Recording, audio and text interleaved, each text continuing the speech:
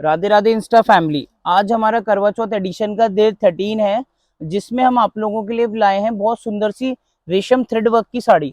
आप देख सकते हैं आज जो हमारी साड़ी है बहुत ही ट्रेंडिंग कलर के साथ रेडी हुई है, जो है पर्पल कलर। एंड इसके वर्क की बात करें तो वो पूरा रेशम एम्ब्रॉयडरी पे साड़ी को डिजाइन किया गया है एंड बहुत ही सोवर लुक पे साड़ी को बनाया गया है।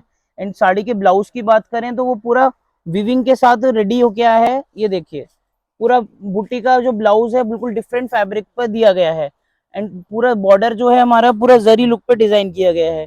इस साड़ी के दो कलर हमारे पास तैयार होके आए हैं। फर्स्ट वन है पर्पल कलर एंड सेकंड हमारा जो कलर है वो है रेड कलर।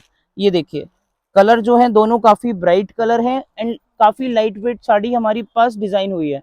आप लोग जो कलर परचेज करना चाहते हैं उसका स्क्रीनशॉट लेके आप हमारे नीचे दिए गए नंबर्स पर ऑर्डर प्लेस कर सकते हैं और अपने घर बैठे साड़ी को मंगवा सकते हैं।